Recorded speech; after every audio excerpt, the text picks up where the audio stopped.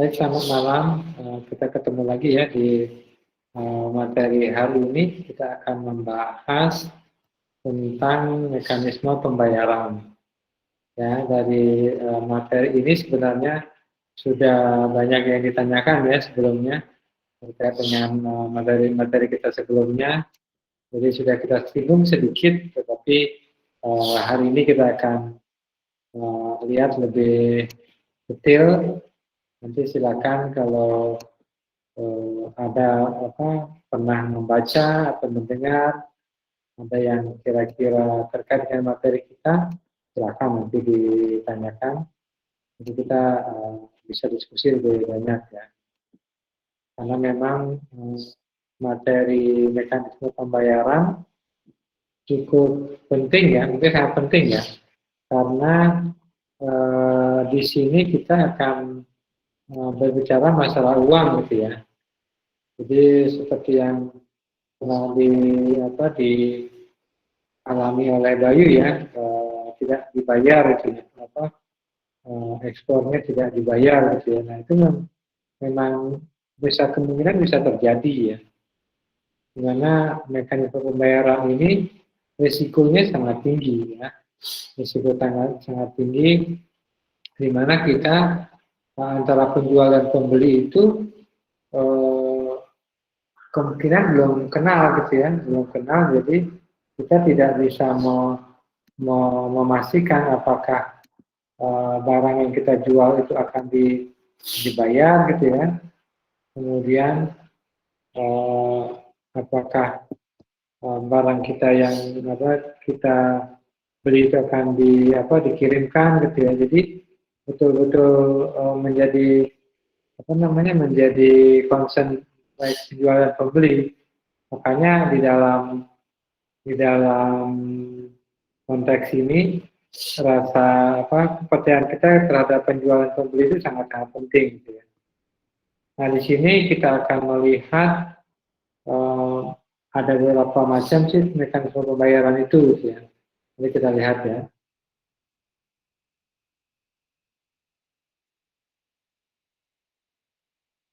Nah, pernah kita bahas minggu lalu itu sudah termasuk juga LC gitu ya, misalnya di dalam mekanisme perdagangan yang kita bahas kemarin, itu juga kita membahas LC.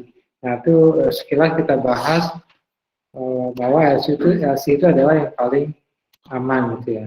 Nah, di dalam pembagian pembagian besar dari term of payment itu memang kita pisahkan menjadi dua pokok besar ya, bagian kelompok besar gitu ya, yang menggunakan LC dan non LC.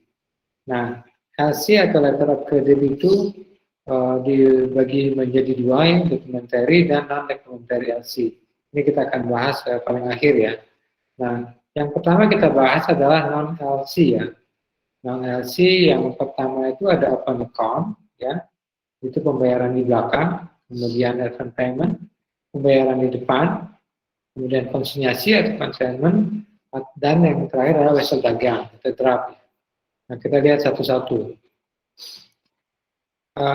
Sebelum kita melihat masing-masing definisi atau risiko dari terms of payment atau mekanisme pembayaran tadi, kita bisa melihat dari gambar ini ya, bisa diperhatikan secara pelan-pelan bahwa semua mekanisme pembayaran ini ada risikonya ya. Nah, kita melihat dari kedua sisi ya, dari sisi eksportir atau penjual dan sisi importir atau pembeli. Nah, mana yang paling aman, mana yang paling berisiko ya. Nah, kalau dari sebelah kiri ya, list secure ya, tentunya kita lihat dari pertama ya, kita dari sisi eksportir atau penjual.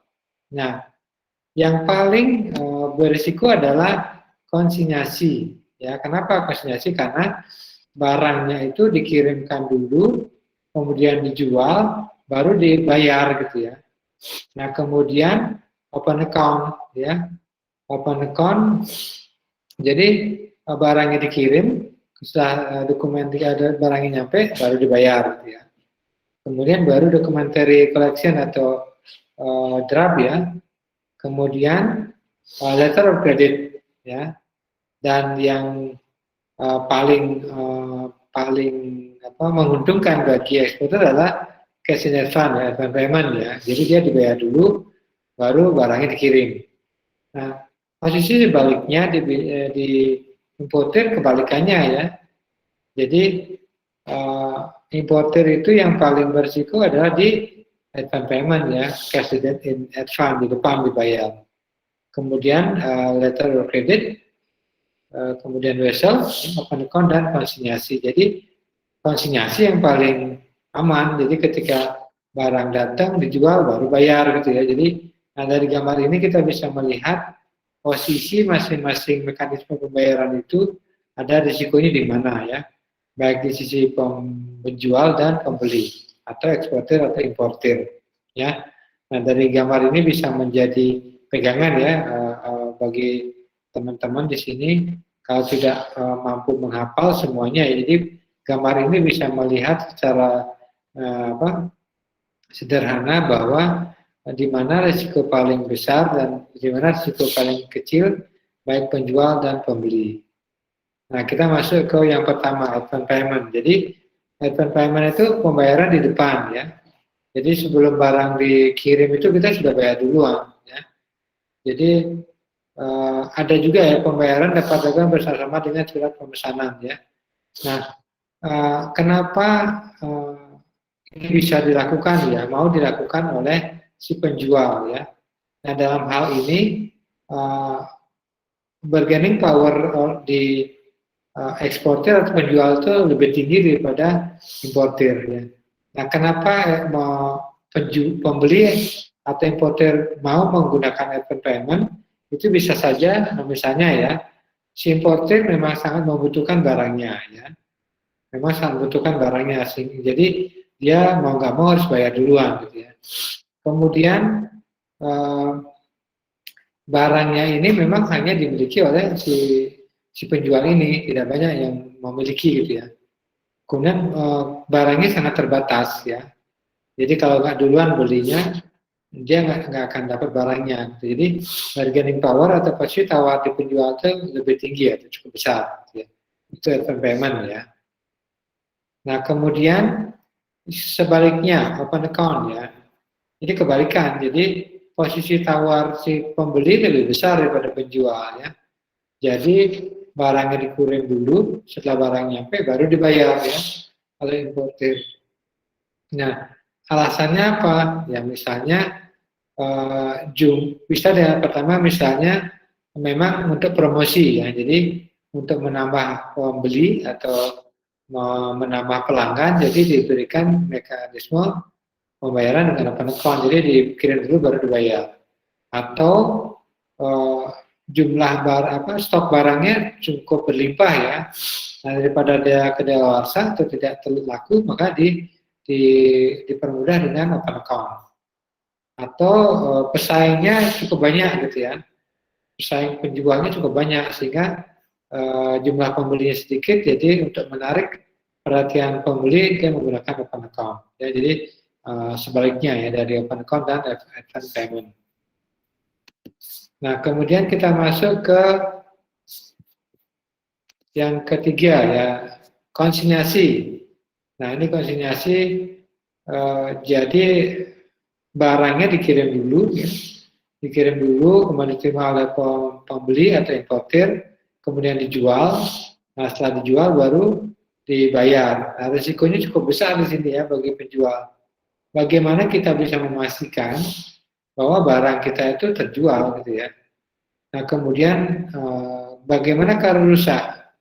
Rusak itu ya tetap menjadi tanggung jawab si penjual gitu ya. Jadi importir sangat-sangat untung di sini, dia nggak butuh modal, jadi tapi keuntungan dapat. Nah, risiko yang lain adalah bagaimana kita memastikan bahwa barang-barang itu benar terjual atau barang-barang itu benar rusak ya. Jadi ketika misalnya importir bilang barangnya rusak gitu atau yang lakunya sedikit atau hilang gitu ya, si eksportir nggak bisa membuktikan ya, karena kalau dia harus datang ke negara importir atau pembeli itu juga membutuhkan biaya cukup besar. Jadi konsinyasi ini sangat menguntungkan di pihak pembeli. Ya.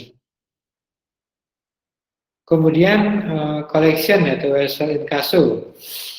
Nah, jadi pembayaran dengan cara eksportir minta bantuan jasa bank untuk melakukan penagihan. Jadi antara penjual dan pembeli, eksportir sama importir, meminta bantuan bank untuk menagih pembayaran ya. Jadi penjual dalam hal ini istilahnya eksportir atau driver, sedangkan importirnya dawi. Jadi bank diminta untuk membantu menagih kepada importir. Jadi hanya sebagai perantara ya. Jadi bank ini tidak menjadi penjamin, yang beda dengan LC. Kalau LC kan banknya sebagai penjamin ya. Nah jadi pihak eksportir minta bantuan bank untuk menagih pembayaran atas ekspor barangnya kepada importir. Nah di dalam collection atau wesel ini itu ada dua ya. Ada clean collection dan documentary. Nah, kalau clean itu dia penagihan pembayaran hanya menggunakan draft, jadi tanpa dokumen komersial. Jadi tanpa lebih ringan, lebih mudah, kepercayaannya cukup tinggi. Tanpa invoice dan dokumen lain ya. Jadi ketika diminta ya langsung dibayar gitu ya. Nah, sebaliknya ada istilah documentary collection. Jadi pembayaran kepada importer menggunakan draft serta dokumen komersial. Jadi diberikan dulu dokumen-dokumennya, invoice, package, dan dokumen yang terkait dengan ekspor barang itu, nah baru dilakukan pembayaran. Nah pembayarannya ini juga ada dua ya, documentary again payments dan again acceptance ya. Kalau again payment, jadi banknya menyerahkan dokumen komersial dulu, setelah kemudian bayar tunai ya. Jadi dia collecting bank menyerahkan dokumen komersial kepada importer setelah importer membayar tunai. Jadi setelah membayar tunai baru diserahkan dokumennya. Kalau again acceptance, ya ketika sudah menyetujui untuk membayar draft, membayar weselnya ini, itu sudah diberikan dokumennya. Itu ya. Jadi ada dua ya, against payment atau against acceptance. Nah, LC ini kita sempat bahas sekilas ya. Nah, jadi yang LC itu bank yang kedua, bank ini menjamin ya. Jadi bank menjamin kegiatan ekspor impor yang dilakukan oleh eksportir dan importir. Jadi yang kita bahas minggu lalu ada issuing bank, ada advising bank. Nah, sebenarnya yang lebih detail ya, lebih detail itu di dalam LC itu ada istilah applicant, itu importir yang mengajukan penerbitan LC, kemudian beneficiary, eksportir atau penjual, kemudian bank penerbit, issuing bank, ya, importir akan meminta pembukaan LC kepada issuing bank. Nah, kemudian bank koresponden, ya. Nah, advising bank itu adalah salah satu bagian dari bank koresponden. Nah, ada juga advising bank, ya, bank penerus, ada confirming bank, itu bank konfirmasi sebagai penjamin, kemudian accepting ya, bank yang mengaccept menerima wesel LC-nya, kemudian paying bank, kemudian ada juga negosiasi bank ya, bank negosiasi. Jadi tergantung dari posisi dari eksportir, dia menggunakan berapa bank koresponden ya. Jadi tidak harus semuanya, bisa juga hanya satu ya, bank advising banknya juga menjadi semua banknya gitu ya, jadi bisa saja. Ini tergantung dari ketersediaan bank di luar negeri terkait dengan ekspor impor ini. Nah, kemudian prinsip dasar LC ya, ini perlu diperhatikan ya. Jadi ada 3 prinsip dasar LC. Yang pertama independensi di sini. Jadi bahwa kontrak LC ya sebagai instrumen pembayaran, transaksi ekspor impor merupakan kontrak yang terpisah ya, ingat ya, terpisah dari perjanjian antara eksportir dan importir yang mereka tuangkan dalam sales kontrak. Jadi betul-betul terpisah dia. Jadi sales kontrak antara penjual dan pembeli, nah LC itu antara importir dan bank ya, untuk ketika importir sama eksportir memenuhi persyaratan yang ditentukan dalam LC ya sudah akan diberikan persetujuan oleh issuing bank maupun advising bank ya. Jadi dia terpisah antara sales kontrak ini ya, antara perjanjian dibuat oleh eksportir importir ya. Nah, maka disebut independensi ya. Kemudian compliant presentasi ya. Artinya ketika dokumen yang ditentukan di dalam LC itu dipenuhi oleh baik eksportir dan importir, maka akan dilakukan pembayaran kepada eksportir ya. Begitu pula importir ya. Jadi dalam bahasa resminya bahwa LC memberikan jaminan pembayaran kepada eksportir sepanjang dokumen yang dipresentasikan oleh beneficiary melalui banknya ya sesuai dengan yang persyarat LC. Jadi ketika dokumen sudah sesuai yang dipersyaratkan LC maka dilakukan pembayaran ya. Itu soal compliant presentation. Kemudian prinsip deal with document only. Jadi hanya terkait dengan dokumen, dia nggak tahu dengan kondisi barangnya seperti apa, udah gitu. Jadi bank berurusan hanya dengan dokumen, tidak dengan barang, jasa atau pelaksanaan yang mungkin berkaitan dengan dokumen tersebut ya. Jadi hanya berurusan dengan dokumen ya, itu deal with document only. Jadi ketika misalnya advising bank menerima dokumen yang dipersyaratkan dalam LC, maka sudah disetujui pembayaran.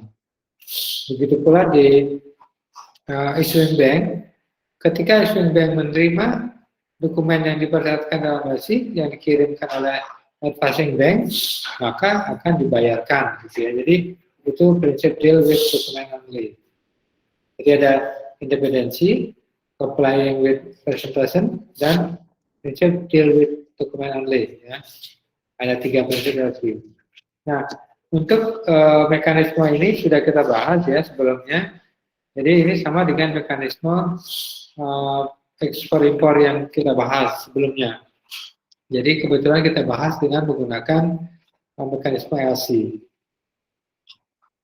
Kalau saya bahas sedikit, jadi pertama sales kontrak gitu ya, eksportir melakukan sales kontrak, kemudian importir mengajukan LC kepada issuing bank, kemudian issuing bank akan menyampaikan LC ke advising bank, issuing bank akan menyampaikan kepada eksportir bahwa importir telah melakukan pembukaan LC.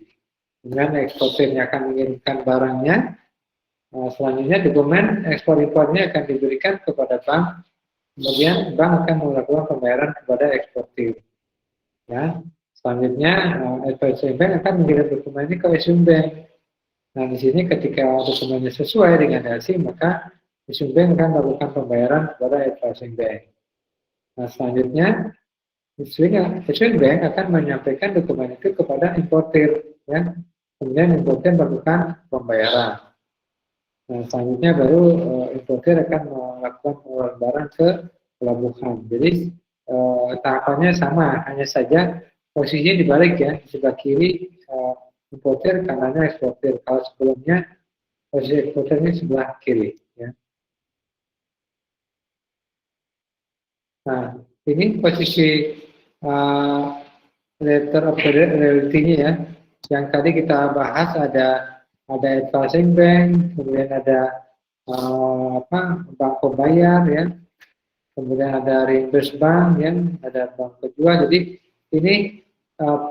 ini yang realnya ya. Jadi tergantung bank yang digunakan oleh penjual itu ada beberapa bank. Nah, ketika banknya banyak ya, jadi yang reimburse-nya beda, pembayarnya beda gitu kan, yang penjualnya beda gitu. Jadi ada mekanisme yang cukup banyak.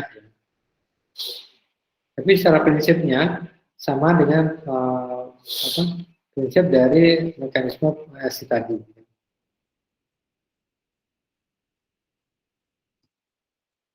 Nah kita lanjut ya. Jadi LC dia memang paling aman, dianggap paling aman, tetapi biayanya cukup besar. Kemudian untuk mendapatkannya pun juga tidak mudah ya. Jadi di sini misalnya ya, ada komisi pembukaan LC, ya, itu 0,25% dari nilai ekspornya, impornya ya, atau minimal 250.000.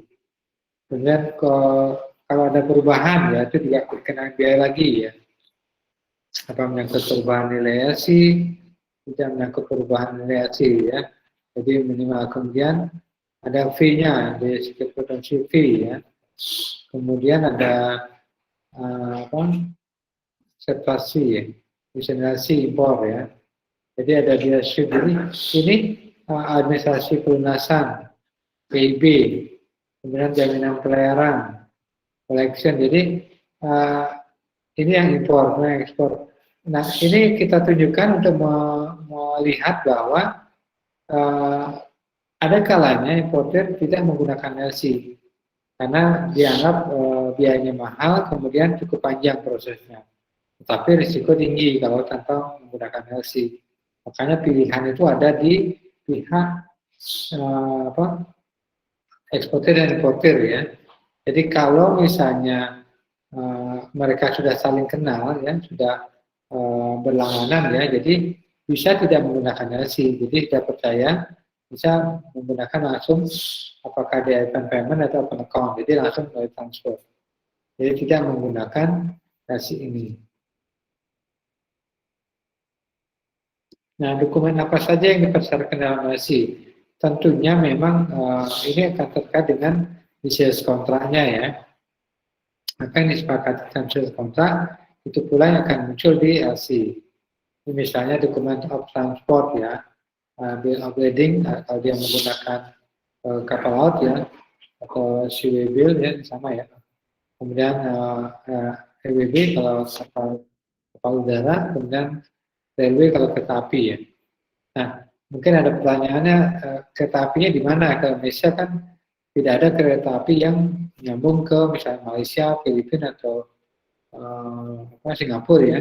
Nah ini ada di luar negeri ya. Jadi negara-negara Eropa itu kan perbatasan darat, nah itu ada perbatasan dengan kereta api. Kemudian dokumen komersil. Nah, dokumen komersil itu invoice ya. Ada nanti kita bahas. Ada commercial invoice, ada performance invoice ya. Ini ada consumer invoice. Kemudian dokumen insurance ya.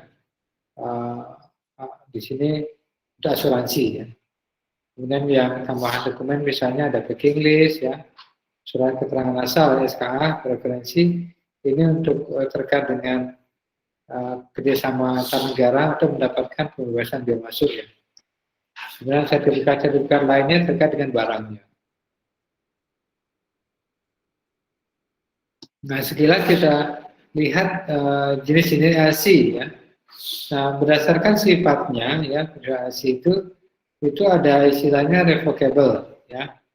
Artinya yang dapat dibatalkan oleh importer atau issuing bank kapanpun ya, tanpa harus mendapat persetujuan dari pemberian kepada eksportir. Jadi ini ada jenisnya ya. Jadi pemilihan dari LC ini harus hati-hati ya. Ini kalau tentunya kalau menggunakan LC, berarti eksportir betul-betul hati-hati memilih ini ya. Jadi kalau irrevocable itu bebas dibatalkan oleh importir. Tapi kalau irrevocable itu tidak dapat dibatalkan sepihak. Jadi kalau mau dibatalkan itu harus confirm ke pihak issuing bank ya. Ke eksportir maksudnya. Jadi ini tidak dapat dibatalkan oleh importir atau bank penerbit. Nah, kemudian ada irrevocable dan confirm. Jadi pembayaran terhadap LC dijamin oleh bank penerbit dan bank koresponden. Jadi ini yang paling aman ya. Jadi ada jaminan dari bank pembayaran, ya, bank penerbit dan koresponden advising bank dan issuing bank. Ini contohnya. Jadi ini di dalam LC itu ya, ini ada istilahnya confirm irrevocable documentary credit ya. Jadi ini di dalam dokumennya ada tulisan seperti itu untuk meyakinkan bahwa LC yang digunakan itu sesuai, confirm irrevocable. Kemudian berdasarkan tadi kita ulang lagi bersifat ya. Kemudian berdasarkan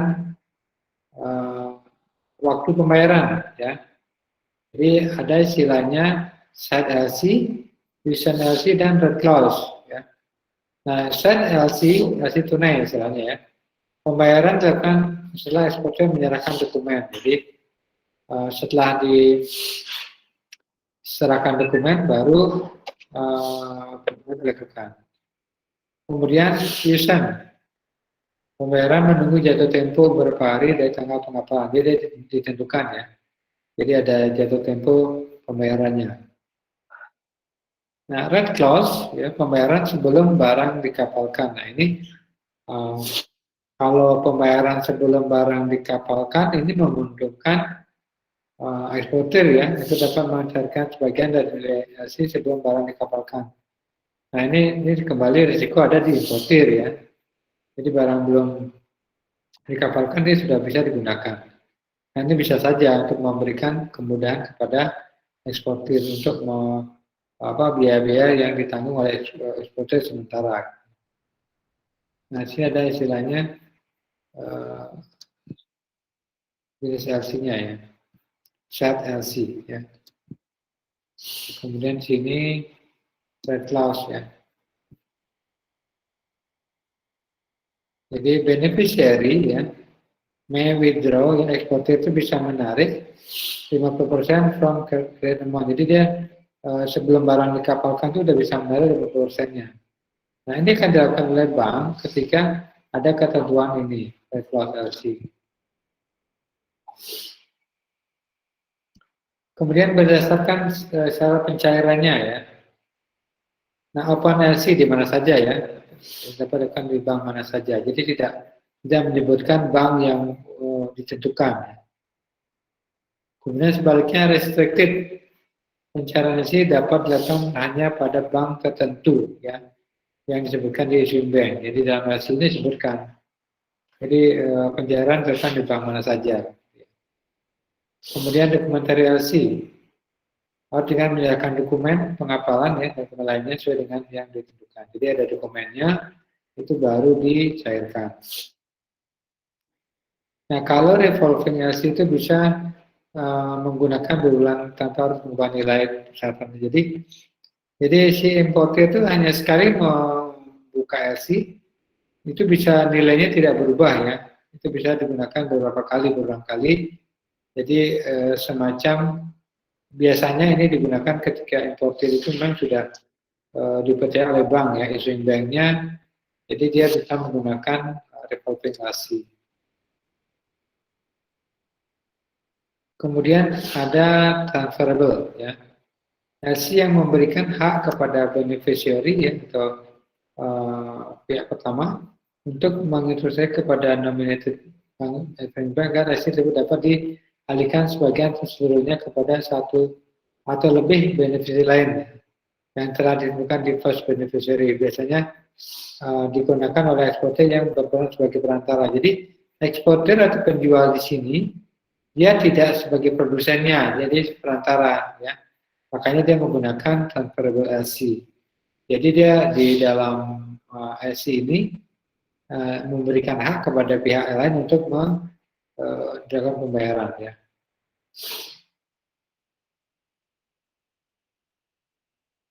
Jadi dialihkan sebagian atau seluruhnya. Kemudian back to back LC. Jadi LC yang dapat dibuka ya oleh eksportir penerima LC pertama kepada eksportir kedua yang dengan menjaminkan LC tersebut ya. Jadi ada LC yang dibuka, ada master dan secondary. Jadi menggunakan back to back LC. Ini transferable, jadi dia memberikan ke supplier ya. Jadi dia sebagai perantara, nah ini diberikan ke beneficiary kedua ya. Ini yang menggunakan transferable.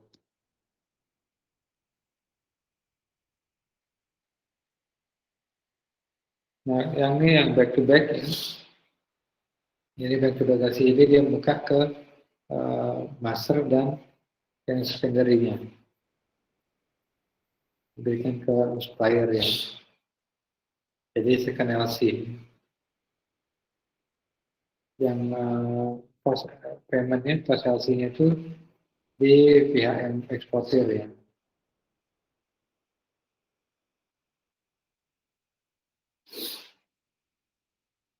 Nah, yang ada istilah non-documentary LC ya, ada istilah standby LC. Jaminan pembayaran ya, yang dikeluarkan oleh bank penerbit kepada beneficiary. Jadi realisasi pembayaran hanya akan dilakukan oleh bank penerbit kepada beneficiary ketika pihak yang dijaminkan dalam prestasi. Jadi ini hanya sebagai penjamin ketika ya, ketika bank penerbit ya, ketika importernya wan prestasi. Nah, walaupun dikatakan sangat-sangat aman gitu, tapi ya tadi kadang ada saja yang melanggar aturan prestasi ya. Jadi di dalam standby LC ini, makanya istilah standby ya, standby itu hanya akan dilakukan ketika ya, ketika importer itu wan prestasi. Jadi makanya dalam penerbitan LC itu ya issuing bank itu sangat hati-hati ya. Dia harus kenal dulu dengan importernya, apakah memang dia sudah lama menjadi nasabahnya gitu ya, dia mengecek profil dari perusahaan itu, apakah memang ada perusahaannya gitu ya, apakah benar ada impor atau ekspornya gitu ya. Jadi sebelum memberikan jaminan LC, karena akan sangat berisiko ketika si advising bank yang sudah memberikan dokumennya gitu ya, ternyata misalnya ya, importer tidak ada gitu ya. Jadi ketika di pembayaran sudah dilakukan ke advising bank, nah issuing bank akan meminta ke importer. Nah di sini risikonya besar ketika misalnya importernya kabur gitu misalnya. Jadi di situ risiko besarnya ada di issuing bank. Ini standby ya. Jadi ketika ya, jadi ketika uang prestasi ya mau ya, mau tidak mau akan pihak penjualnya ya, akan mau minta klaim kepada issuing bank ya sebagai penjamin ya untuk mendapatkan pembayaran.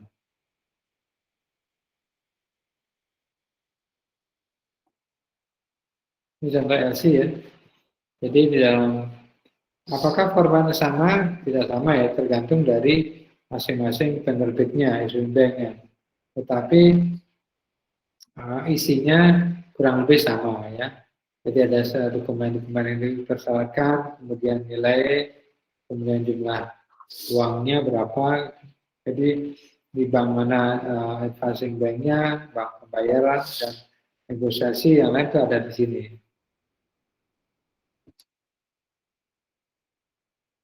Nah, dalam pembayarannya itu sangat bervariasi ya. Sekarang kan sangat banyak model pembayaran ya. Dengan pembayaran online itu bisa bisa menggunakan kartu kredit, bisa dengan transfer, ada dengan dengan PayPal ya. Jadi banyak ada jenis misalnya secara sederhananya ketika kita beli barang di online gitu ya, impor kita langsung di kartu kredit bisa ya. Jadi atau bisa transfer ya. Sangat banyak. Ini dengan transfer ya, bisa dengan Bank Mandiri, bisa transfer ini sama dengan transfer biasa ya, hanya saja yang kita kirim di luar negeri ya. Atau di sini memang ada biayanya ya, nah biayanya siapa yang nanggung ya, penjual atau pembeli ya. Itu akan disepakati juga awal.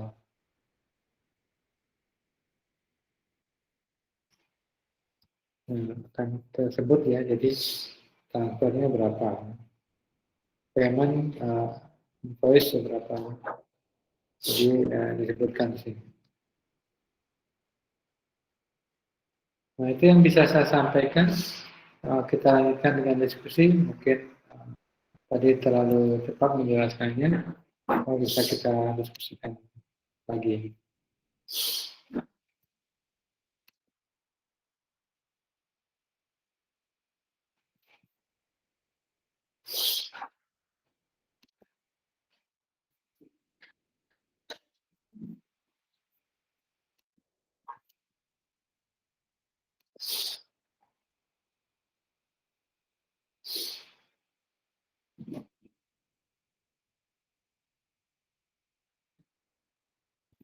Silakan.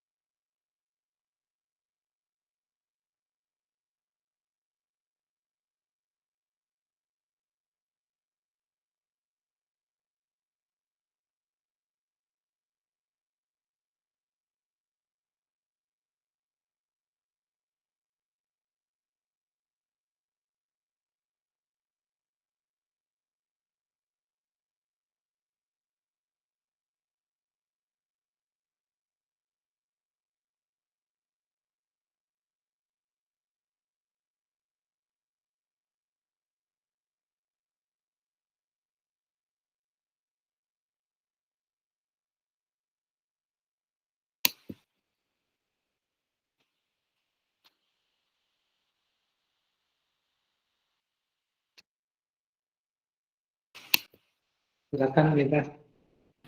Selamat malam, Pak. Selamat. Jadi saya ingin bertanya, saya sempat baca artikel itu ada beberapa penipuan pembayaran ekspor impor barang. Nah, pembayarannya itu dibayar setelah barang dikeluarkan dari pelabuhan dan setelah barang dibuka bersama-sama di antara kedua belah pihak, yaitu eksportir dan importir. Nah, di sini tuh pihak importir mengundang eksportir ke negaranya untuk membuka barang tersebut bersama-sama. Nah, apakah ada metode pembayaran seperti itu nih, Pak? Terima kasih, Pak. Baik, Mita. Gini, jadi yang mekanisme yang kita pelajari ya, normalnya sih memang ketika kita ekspor impor gitu ya, barangnya dipesan, dikirim ya, ketika barang itu nyampe di negara tujuan, diterima oleh pembeli atau importir, biasanya si eksportir itu tidak datang lagi ya. Bisa membayangkan secara sederhana aja, eksportir datang ke negara di pembeli itu biaya kan cukup mahal ya, ya. Siapa yang menanggung itu gitu ya. Jadi misalnya kita aja, misalnya kita gitu ya, kita menjual barang gitu ya, kemudian kita diminta untuk mengecek barangnya ke negara importir, datang ke sana ya, itu apa namanya, kecil orang mau seperti itu gitu ya. Yang ada malah biayanya lebih besar gitu ya. Seperti itu nih, jadi saya malah belum pernah ya mendengar kasus seperti itu ya. Tapi itu bisa ini lagi nggak Nita? Itu terjadi atau gimana? Jadi kronologinya seperti ini, Pak. Beberapa hari barang tiba di tujuan itu, beberapa hari sebelum barang tiba, pelaku pihak importer itu mengundang korban, yaitu penjual, agar datang ke negara tujuan untuk membuka barang secara bersama-sama. Nah, setelah korban itu tiba di negara tujuan, pelaku akan menyambut dan memfasilitasi korban untuk diantar menuju hotel. Kemudian pelaku mempengaruhi korban untuk segera memberikan dokumen asli pengiriman, diantaranya bill of lading, secepatnya dengan berbagai alasan untuk keperluan pengeluaran barang dari pelabuhan. Nah, setelah korban memberikan dokumen pengiriman asli, pelaku berusaha meyakinkan korban untuk tetap tenang dan tinggal di hotel selama beberapa hari sambil menunggu barang tiba. Nah, setelah itu, pelaku mendadak sulit dihubungi melalui telepon dan kemudian menghilang. Pada saat itulah diduga pelaku melakukan penukaran bill of lading dengan mengganti nama dan alamat pengiriman barang ke calon penadah mereka. Seperti itu, Pak. Nah, setelah itu pembayaran yang dijanjikan barang tiba tidak ditepati, seperti itu. Oh ya, berarti mohon maaf ini penipuan ya. Jadi scam artinya sebenarnya kemungkinan saya nebaknya gini nih. Ketika barangnya sudah tiba di pelabuhan Indonesia misalnya ya, berbagai alasan disampaikan oleh pihak pembeli bahwa katakanlah ya barangnya nggak bisa keluar gitu ya. mungkin dokumen yang dikirimkan itu palsu ya, tidak diterima oleh bea cukai. Jadi diminta atau barangnya ditahan di pelabuhan gitu ya. Jadi katakanlah misalnya barangnya tidak sesuai dengan yang dikirim gitu ya. Nah, alasan yang diberikan oleh pembeli ini, importer itu, mungkin si penjualnya percaya ya, karena difasilitasi dia ya, tiketnya diberikan. Nah, ya bisa saja gini, nilai dari barangnya misalnya 1 M gitu ya, biaya yang dikeluarkan untuk menjemput itu paling 10 juta katanya ya. Jadi lebih nggak seberapa 10 juta dengan 1 M misalnya ya. Jadi bisa menservis entertain si penjualnya, nah untuk mengelabui dia gitu ya. Tetapi menurut saya ya, si eksportirnya terlalu gegabah ya. Dia berani datang dengan kondisi barang belum dibayar ya. Nah, kemungkinan juga ya mekanisme yang digunakan adalah open account ya. Jadi pembayaran setelah barang nyampe gitu ya. Jadi kalau advance payment dia nggak akan datang ya. Jadi kemungkinan barangnya dibayar setelah barangnya nyampe. Nah, ketika barangnya nyampe, berbagai alasan yang diberikan oleh importer bahwa tadi misalnya barangnya nggak bisa keluarkan, barangnya tidak sesuai, barangnya ditangkap oleh bea cukai gitu ya. Jadi alasannya untuk menipu gitu. Gambaran saya ya, itu Nita. Baik Bapak, terima kasih Pak. Ya, sama-sama. Boleh yang lain kalau mau menambahkan ya, atau bertanya terkait kasus tadi ya. Kalau itu memang real terjadi, jadi itu banyak ya scam-scam atau penipuan itu banyak terjadi ya. Nah, kalau dari sisi kita sebagai penjual ya, yang kita bahas tadi yang paling aman, nah kita gunakan yang paling aman sebenarnya. Apalagi nilai barangnya tinggi ya, besar. Tapi kalau barangnya masih di bawah 1 juta atau di bawah 5 juta ya boleh saja kita tidak meminta pembayaran lebih dulu. Itu, terima kasih Nita. Terima kasih Pak. Bapak yang lain.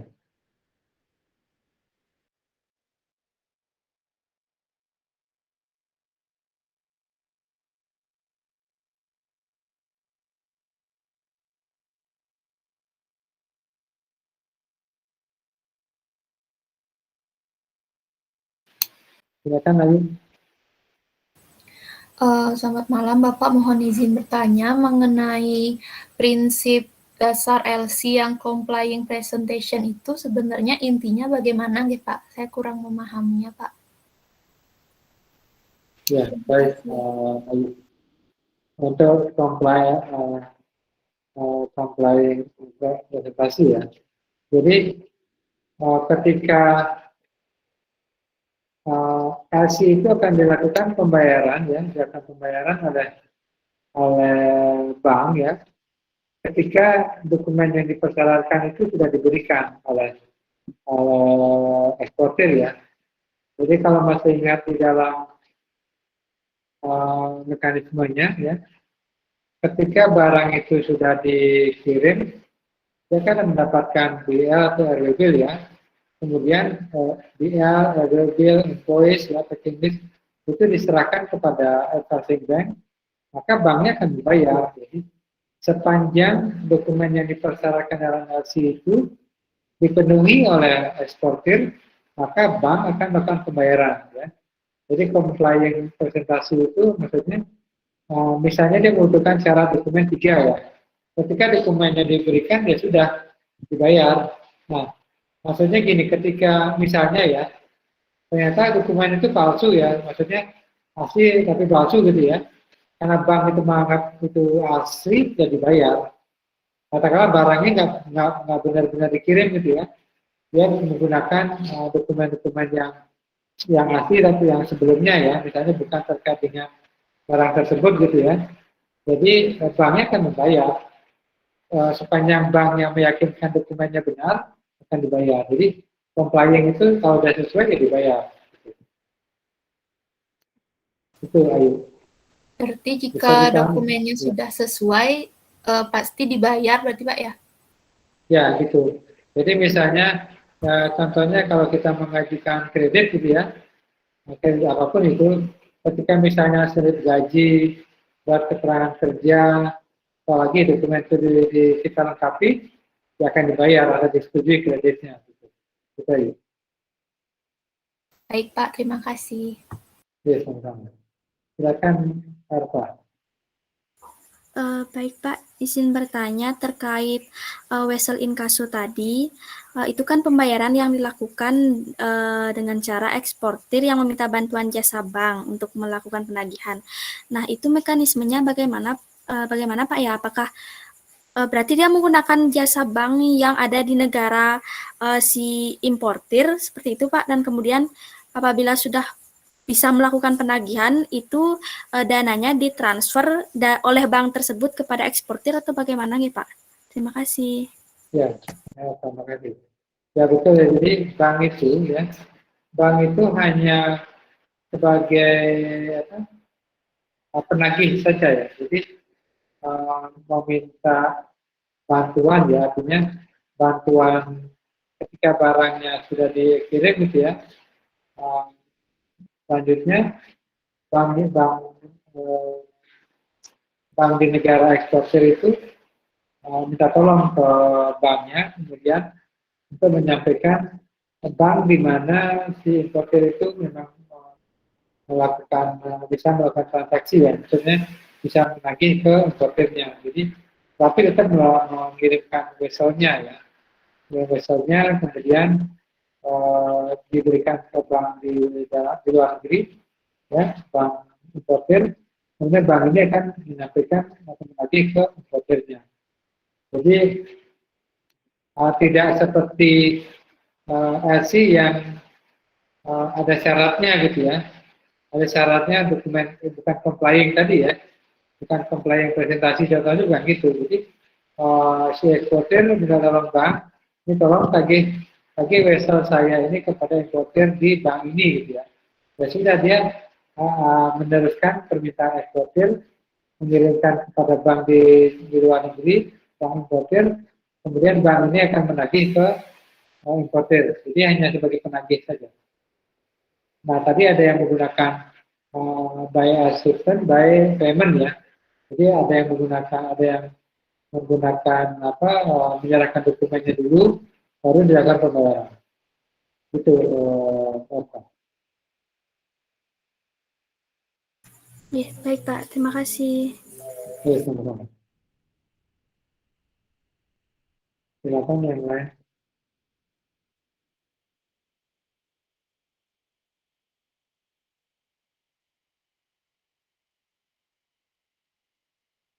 Ya, silakan Gus Agung. Selamat malam Bapak. Ya, Saya izin bertanya Pak, tadi kan di bagian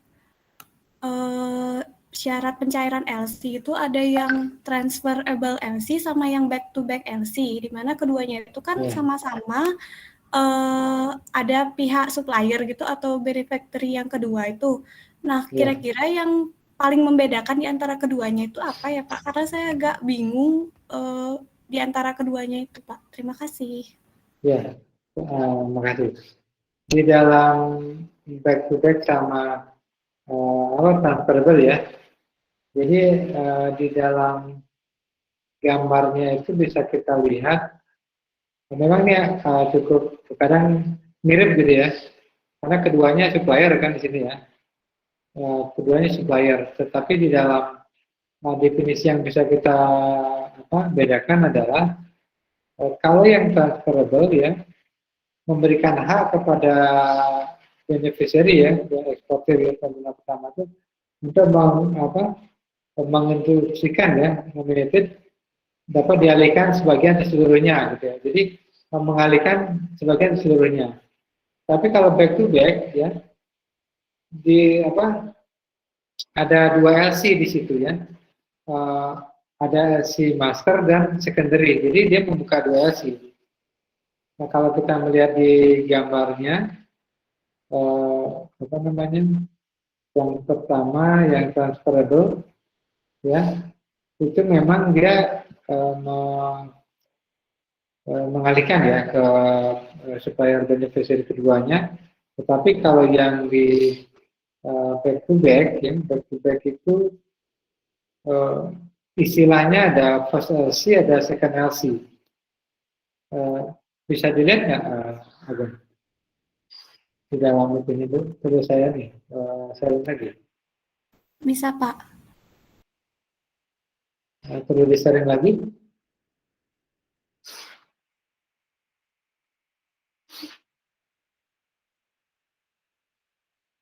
Atau dilihat di situ di materinya, apa saya share lagi? Ini saya sambil melihat juga di PPT-nya. Ya, lihat ya. Ya. Jadi ya di dalam secara definisinya mungkin kalau melihat gambarnya bersama ya, bersama gambarnya. Hanya saja memang di dalam definisinya ya untuk memudahkan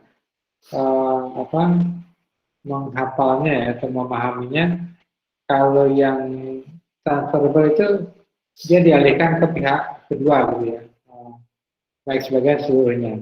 Tapi kalau yang back to back dia ada LC master dan LC secondary, jadi ada 2 LC di situ ya. Atau kalau mau diingat, back to back ada 2 LC gitu ya. Nah, kalau misalnya atau yang kalau mau diingat di transferable-nya bisa dialihkan ya.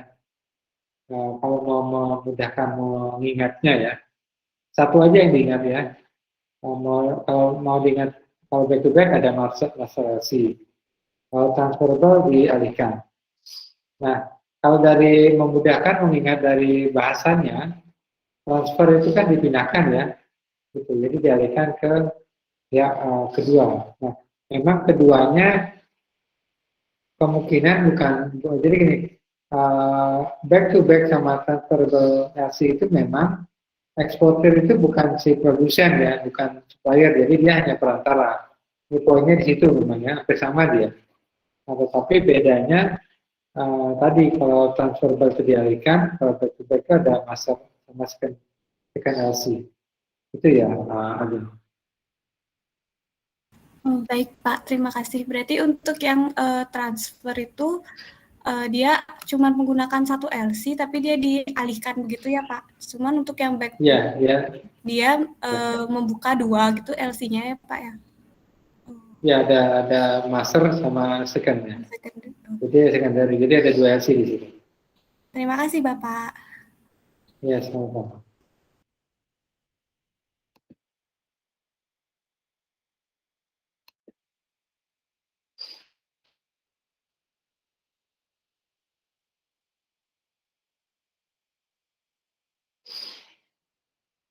Jadi memang di dalam jangankan kita transaksi ke ekspor-impor ya, kita transaksi di Indonesia aja kadang. Kalau misalnya kita membeli barang di online gitu ya, kita berani nggak bayar duluan gitu ya, atau karena kita barangnya nggak yakin gitu ya, atau kalau kita di pihak penjual, berani nggak kita kirim duluan gitu ya, karena kita ditipu kan gitu ya. Nah, sama ketika dengan keluar negeri, ekspor-impor, kita kan sudah belajar permasalahan yang terjadi ya. Jadi dengan negara yang berbeda, jarak yang cukup jauh ya, tahapan yang dilalui cukup panjang dan proses banyak gitu ya. Nah, ketika memahami ini, maka nilai uang transaksi kita itu menjadi perhatian kita ya. Semakin besar nilai uang yang akan kita transfer, atau semakin besar nilai jual barang yang akan kita kirim atau ekspor, nah kita harus lebih hati-hati. Nah, negosiasi dalam pembayaran itu dituangkan di dalam sales kontrak itu menjadi penting. Nah, pentingnya dari mana? Nah, dari tingkat risiko itu. Nah, seberapa besar kita percaya sama lawan transaksi kita, nah di situ akan menentukan pilihan mana, mekanisme pembayaran mana yang akan kita gunakan. Jadi itu betul-betul perlu kita siapkan ya sebelum kita menentukan di sales kontraknya. Apalagi yang disampaikan sama Nita tadi ya, contoh yang penjualnya itu datang ke negara importer ya, tapi itu ditipu, itu cukup ya sangat berisiko ya. Ya bisa saja sih memang terjadi ketika kita dengan alasan barangnya ditahan, ya, barangnya rusak dan lain-lain gitu ya. Mau nggak mau dia datang, apalagi dibiayai semua gitu ya. Nah itu artinya tingkat kepercayaan kita sejauh mana. Jadi jangan langsung kita percaya gitu ya.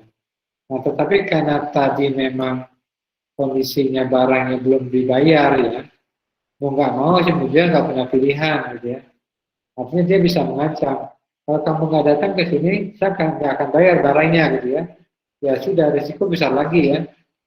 Nah, jadi saya akan bayar ketika kamu datang membawa dokumennya gitu ya. Nah di situ ya risiko berat bagi penjual ketika barang yang dikirim barangnya sudah dikirim, sudah nyampe di negara pembeli gitu ya. Kalau misalnya barangnya belum dikirim, dia masih bisa negosiasi di situ ya, misalnya dengan DP misalnya atau syarat lainnya. Gitu. Jadi betul-betul menjadi perhatian. Silakan yang lain. Silakan Saskia. Bapak, saya ingin bertanya, Yeah. apa yang terjadi jika saya nantinya gitu kan mau ekspor atau impor, tetapi tidak menggunakan LC? Apakah barang saya bakal nggak dibayar atau gimana nanti Pak kalau saya nggak pakai LC? Terima kasih. Ya, makasih Saskia. Jadi kembali dengan tingkat resiko dari gambar yang saya kirim pertama kali ya dengan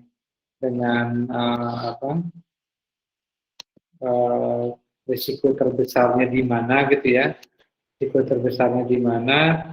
Nah, di dalam kalau kita tidak menggunakan LC boleh nggak? Boleh ya.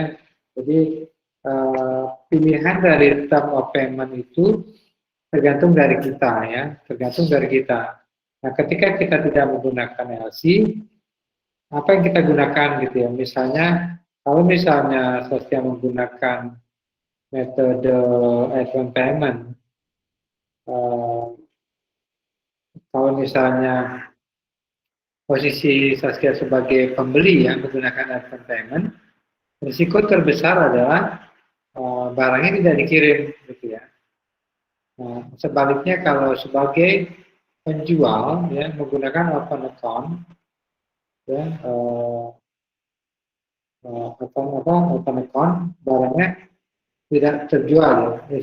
Jadi kalau menggunakan advance payment kita sebagai pembeli bisa barangnya tidak terkirim ya.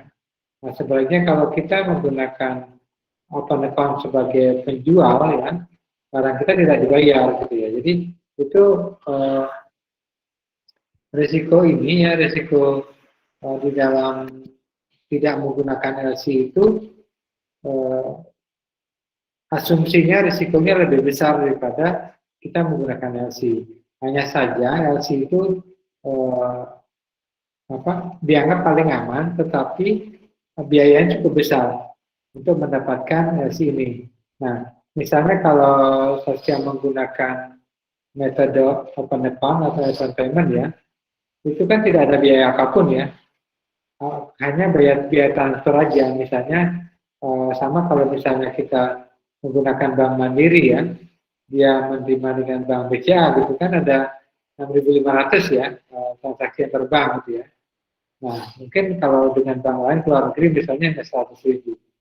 Tapi kalau menggunakan LC itu ada persentasenya ya, misalnya 0,25% dari nilai impor ya. Nah kalau nilai impornya miliaran gitu kan besar juga jadinya ya. Karena kenapa besar? Karena banknya sebagai penjamin dia. Ya. Ketika issuing bank itu menerbitkan LC ya, percaya dengan importernya gitu, kata nilainya 5 miliar gitu ya. Nah, ketika barangnya sudah dikirim ya, asumsi sudah dikirim gitu ya, kemudian dokumen diserahkan ke advising bank membayarkan ke eksportir gitu ya, kemudian advising bank menyerahkan dokumen ke issuing bank yang membayar 5 miliar kepada advising bank, ternyata importer ini kabur ya. Nah, berarti risiko terbesar di banknya ini. Nah, tadi makanya biaya yang digunakan untuk menerbitkan LC itu besar. Karena ada risikonya tadi ya, ada risiko importer ini tidak akan dibayar. Ya. Nah, kenapa bank itu sebelum menerbitkan LC, dia akan sangat-sangat selektif memilih ya, mau menilai kredibilitas dari importer tadi. Itu ya Saskia ya. Jadi bukan tidak boleh ya tidak menggunakan LC, tapi risikonya lebih besar. Gitu.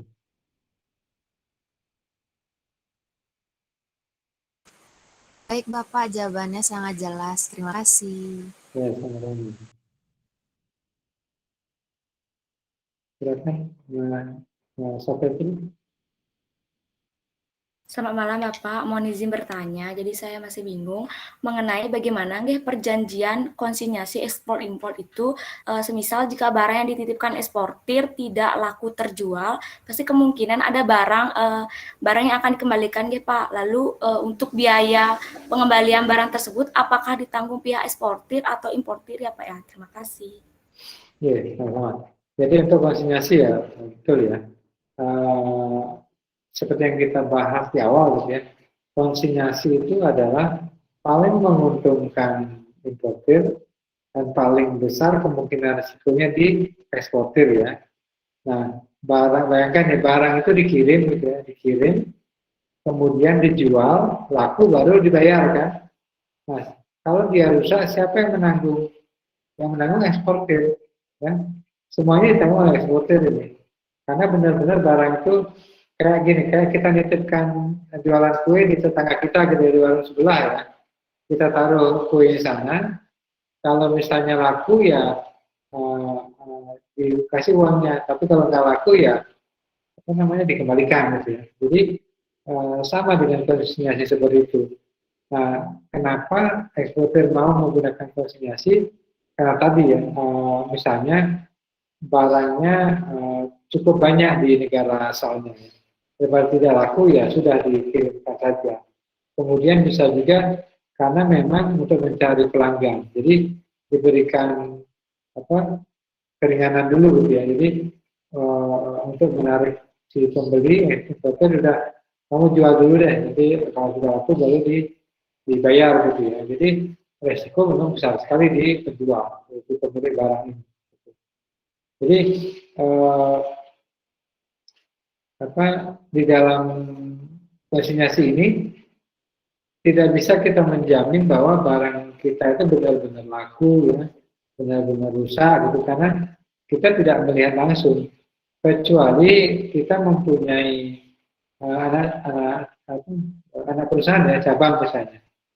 Jadi bisa saja kalau cabang kan bisa atau membuat satu anak perusahaan, dan perusahaan ini yang mengawasi gitu ya.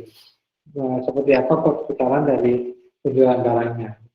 Tapi kalau benar-benar murni konsinyasi yang kita tidak kenal dengan perusahaan yang kita titipkan, nah itu risiko cukup besar. Itu satu itu. Baik Pak, terima kasih Pak. Ya, sama-sama.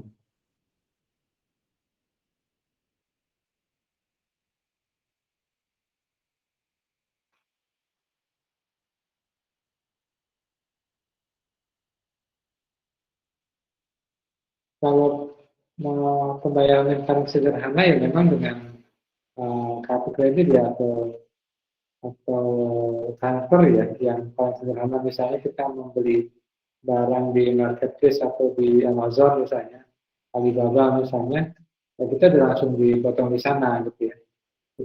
Itu juga impor ya atau ekspor, jadi kita tidak banyak biaya. Tapi kalau dalam jumlah besar Ya tadi pasti akan berpikir kita apakah benar barangnya akan kita terima gitu ya.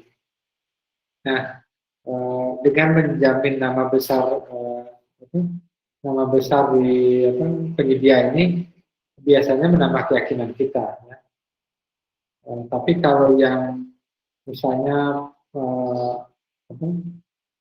apa, toko-toko online lainnya yang memang kita belum tahu ya hati-hati. Bagi kita mengimpor barang yang cukup besar nilainya, kemudian kita tidak kenal, ya lebih hati-hati lagi.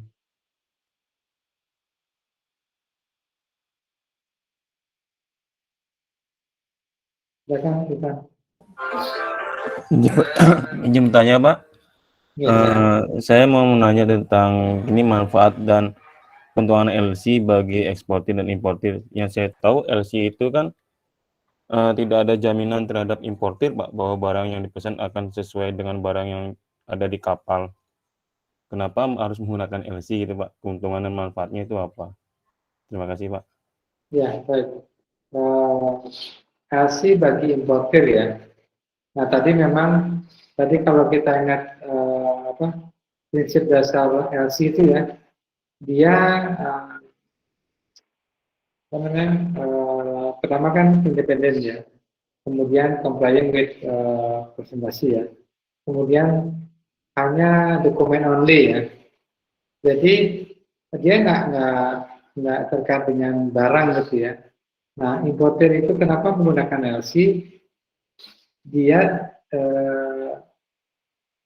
nilai barangnya misalnya cukup besar gitu ya.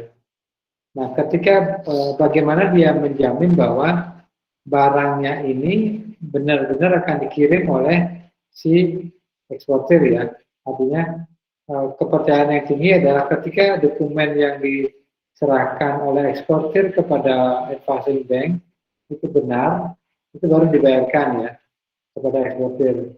Nah begitu pula advising bank akan menentukan dokumennya benar atau tidak, gitu baru akan dikirimkan ke issuing bank bahkan pembayaran. Nah, ketika dokumen diterima sudah sesuai dengan LC, baru importir membayar gitu ya. Jadi tahapan dia membayarnya betul-betul diseleksi oleh dua bank ya, bank di luar negeri sama di bank dalam negeri. Baru dia melakukan pembayaran. Nah, keuntungannya di situ. Nah, bayangkan misalnya contoh misalnya membeli dengan iPhone payment ya. Berarti kan importir membayar duluan ya, kan? Jadi dia membayar dulu, baru dikirimkan barangnya. Risiko ini besar sekali bagi importir ya. Nah, kalau menggunakan LC, dia bisa, kalau saya tidak menerima dokumen ekspornya, ya, bahwa barangnya telah dikirim, saya nggak akan diminta pembayaran gitu ya. Nah, terkait dengan barangnya, apakah sesuai dengan yang dipesan? Nah, itu kembali lagi ke etikat baik daripada eksportir. Kenapa? LC itu tidak menjamin, tidak tahu kan kondisi barang, ya. Jadi dia terpisah memang. Independensi dia terpisah dengan sales kontrak. Kemudian ketika dokumen yang diserahkan sesuai dibayar oleh bank, gitu ya. Jadi keuntungan terbesar memang ada di pihak eksportir karena dia pertama kali mendapat pembayaran, ya. Jadi tadi kalau kita bilang ekspor fiktif ya, barangnya tidak dikirim ya, tetapi dia bisa membuat dokumen BL, bill, invoice, packing list gitu ya, sesuai dengan LC akan dibayar ya. Padahal barangnya nggak ada dikirim gitu ya. Ketika nanti bank isu yang meminta pembayaran kepada importir membayar, mungkin barangnya nggak ada di pelabuhan, bisa saja gitu. Gitu ya, Pak. Berarti jaminan barang itu tidak ada sangkut pautnya LC, Pak ya? Kalau konteksnya sama-sama jujur, benar memang ada ya, akan menjamin ya. Tapi kalau konteksnya eksportir memang nakal ya belum menjamin memang. Artinya LC itu hanya menjamin pembayaran ya, hanya menjamin pembayaran, tapi tidak menjamin kondisi barang dan lain-lain. Untuk payung hukumnya sendiri tidak ada, Pak ya? Untuk kasihan juga importir tuh udah bayar mahal, ternyata di kapal tidak sesuai barangnya. payung hukumnya kan sebenarnya ada ya, kayak UCP tadi ya, aturan internasionalnya ada ya, di ICC, Indonesia Commercial International Chambers ya, jadi Kamar Dagang Industri Internasional itu ada memang. Hanya saja ketika terjadi sengketa itu kan memang akan diselesaikan di arbitrase internasional gitu ya. Nah, cuma biayanya kan namanya kita berurusan dengan pengadilan ya, dengan kepolisian, bayarnya juga cukup mahal. Tapi ya tadi poinnya adalah ketika kita akan melakukan transaksi ekspor impor, kita harus yakin dengan yang kita ajak bertransaksi. Kalau dibilang ada nggak menjamin, itu dijamin secara internasional, dijamin sebenarnya. Tapi proses kita menuju penyelesaian sengketanya cukup panjang. Jadi memang lebih aman kita memilih perusahaan-perusahaan yang memang sudah mempunyai kredibilitas yang cukup tinggi gitu ya, untuk nilai yang besar ya. Kalau kita membeli barang hanya ratusan ribu ya kita nggak terlalu repot untuk memikirkan LC. Itu. Baik, Pak. Terima kasih, Pak.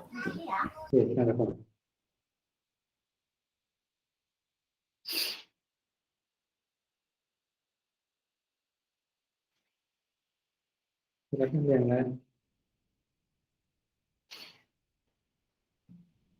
Boleh bertanya lebih dari sekali ya? Bebas ya. Oh ya, nanya lagi, Pak. Ya, silakan. Diskusi nggak apa-apa ya, jadi lebih menarik ya. Untuk sharing juga ya. Yang bank apa saja yang memfasilitasi LC itu, Pak? Nah, istilahnya bank devisa ya. Jadi semua bank devisa itu bank yang melayani ekspor impor itu biasanya melayani LC. Misalnya Bank Mandiri, Bank BNI itu melayani LC. Jadi bank yang dikatakan bank devisa yang melayani LC, yang melayani ekspor impor ya, karena nilainya juga besar gitu ya.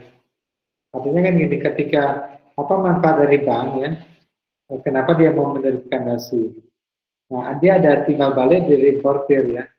Ya, ketika importir itu akan melakukan ekspor impor, dana itu disimpan di bank itu ya. Makanya harus ada jaminan gitu ya. Bank berhak untuk negosiasi di sana ya. Jadi untuk mendapatkan LC, Anda harus punya tabungan berapa misalnya, atau menyimpan rekeningnya berapa di bank itu. Jadi boleh aja bank untuk sama-sama menguntungkan di sana. Itu ya. Jadi istilah umumnya bank devisa.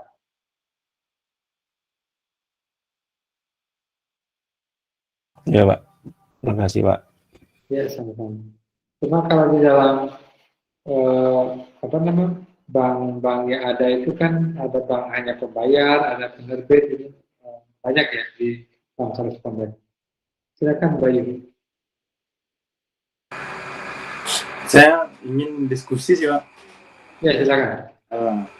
Kalau LC itu kan sistemnya kan kayak pembayaran dari pihak pembeli itu kan di hold ya sama banknya. Ya. Sistemnya misalkan kan kita ingin bisnis nih ekspor dari modal nol misalnya, bisa nggak kita lakukan pembayaran LC itu? Gimana? Kita dari posisi kita sebagai eksportir ya? Iya, kita dari eksportir. Misalnya kan saya ini ingin ekspor, tapi dengan modal nol nih, bisa nggak kita terima pembayaran itu dengan LC gitu loh? Oh iya. Sedangkan LC itu gini. Ya, coba saya ini ya, boleh sharing ya, diskusi ya. Jadi teman-teman boleh menambahkan. Kalau pihak kita eksportir ya, nah karena kita eksportir kita akan menjual, ya kita yang menentukan di situ. Artinya kita menggunakan pembayaran apa, ya pasti import. Nah karena kita eksportir, bargaining power kita di mana nih? Barang kita betul dibutuhkan atau tidak. Kalau misalnya importernya betul-betul membutuhkan barang kita, gitu ya, kita bisa aja minta dibayar duluan atau payment. Tapi importer kan biasanya nggak mau ya. Bisa takut nanti barang saya nggak dikirim gitu kan, bisa saja. Nah, jalan tengah memang LC ya. Bisa nggak eksportir? Bisa, karena eksportir nggak mengeluarkan biaya apa-apa di situ. Ya, mungkin hanya wajib membuka rekening di bank devisa, bank advising bank ya. Karena gini, ketika eksportir meminta di sales kontraknya setelah deal negosiasinya, korespondensinya, kita sepakat menggunakan LC ya, salah satu LC gitu ya. Kemudian di bank mana gitu ya, di bank BNI misalnya. Berarti kita eksportir wajib membuka rekening di BNI. Nah, minimal berapa? Misalnya 100.000 atau 500.000. Wajib kita keluarkan uang untuk buat tabungan. Tapi kan itu uang kita masih di sana ya. Gitu. Nah, yang mahal adalah kayak importer nih. Nah, kalau dia diharapkan menggunakan LC, berarti importer yang membuka nih. Ada biayanya di daerah importer. Sekian persen itu berapa tuh 0,25% itu ya, di daerah importer. Gitu, Bayu. Terus sama gini juga, misalkan saya nih ingin pembayarannya bank transfer misalnya. Ya. Misalnya dengan down payment 50% kan gitu. Ya. Jadi kan misalnya biar mau si pihak buyer tuh mau dia down payment 50% itu kan atas kepercayaan juga Pak ya. Betul. Cara membangun kepercayaan itu gimana sih Pak? Ya. Pertama-tama biasanya kita saling kenal dulu ya, koresponden ya.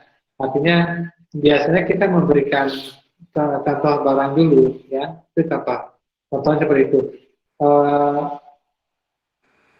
Biasanya kita kalau yang transaksi pertama memang cukup sulit ya, saling mengenal itu sulit ya.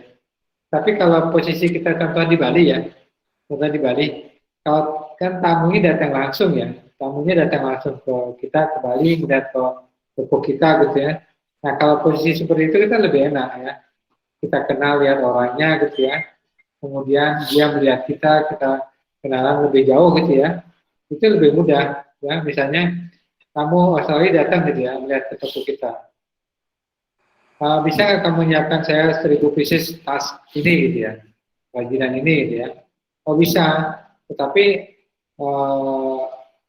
kalau kita mau aman, semua pengiriman dari gudang, ekspor segala macam itu kamu yang urus gitu ya. Bulinya yang urus gitu ya. Kemudian bisa nggak DP berapa gitu. Dari sana bisa kita mendapatkan kepercayaan. Kenapa? Misalnya dia suka banget dengan barang kita ya. Jadi kualitas barang kita itu memang layak dia beli gitu ya. Nah, mungkin bisa seperti itu. Nah, tapi kalau misalnya kita baru dikenal melalui website gitu ya, kemudian hanya melalui online, nah ini cukup sulit membangun kepercayaan. Makanya yang paling aman jadinya LC gitu ya. Tapi ada juga yang menggunakan transfer ya. Jadi tapi tadi biasanya dia nggak full, mungkin hanya 10%, 20% itu hanya sebagai pengikat gitu ya. Jadi itu Bayu. Ya, berarti pengenalan itu dibutuhkan berarti Pak ya pada saat kita melakukan bank transfer gitulah mudahnya. Ya, sangat-sangat diperlukan. Jadi ketika kita baru kenal dengan pelanggan tuh, nggak apa-apa kita korespondensinya dulu. Jadi kita menanyakan sebanyak mungkin ya. Misalnya kan Bayu sebagai penjual eksportir ya, kita nama perusahaan kamu apa, kita bisa googling gitu ya. Alamatnya di mana kita googling gitu ya. Jadi kita bisa cek itu alamatnya ada atau tidak. Nah kalau perusahaan resmi ya, apalagi dia di bursa efek ya atau di udah go public gitu ya, itu udah pasti rekam jejaknya ada gitu ya. Nah bisa kita melihat pelanggannya siapa saja ya. Ada nggak misalnya kalau kita impor ya, ada nggak barang perusahaan itu mengirim barang ke Indonesia gitu ya. Kita bisa nyari tahu ke perusahaan yang membeli itu. Bisa aja kan kita coba cari tahu perusahaan-perusahaan mana aja rekanan dari PT ini gitu ya. Bagaimana samanya transaksinya bisa kita cari tahu ya. Atau misalnya kalau kita sebagai eksportir kita belum percaya dengan pembelinya, kita alamatnya di mana ya, kita bisa klik di Google ya. Itu semua bisa kita lihat di Google sebenarnya, layak tidaknya. Nah, kalau misalnya kita mendapat email-email yang menawarkan sesuatu gitu ya, kita googling aja di Google ya, tanya Google ya, ini scam atau tidak gitu ya. Ini penipuan gitu ya, itu pasti akan banyak keluar itu. Ya. Jadi itu bisa secara sederhana kita. Nah kalau misalnya kita korespondensi lewat email, tadi kita tanya kemana saja dia ngirim gitu ya, atau belinya di mana, kemudian untuk apa, mau dijual di mana, boleh aja kita tanyakan dulu. Kemudian kita sinkronkan jawabannya. Itu kira-kira menguatkan kita nggak? Kayak kita buat puzzle ya, kita tanyanya jawabannya ini, kita tanya, jadi itu semuanya bisa kita yakinin nggak? Gitu. Kalau misalnya kuat, baru kita mulai membangun kepercayaan ya. Misalnya kalau kita bilang, misalnya dari pembelanjaan 10 juta ya, bagaimana kalau kamu kirim 1 juta dulu buat DP, biasanya ada buat beli barangnya gitu misalnya, atau untuk ongkos pengirimannya misalnya. Jadi itu negosiasi ya Bayu. Jadi kita butuh waktu memang untuk mengenal. Itu Bayu. Sama lagi sekali boleh Pak? Boleh, banyak-banyak boleh. Saya baru juga mengenal pembayaran yang namanya CAD. CAD itu apa sih Pak? CAD itu salah satu bagian dari Incoterm ya. Kalau tidak salah coba saya cek ya CAD ya, karena ada berapa banyak istilah ya. Coba kita lihat mekanisme penyerahan barang. Jadi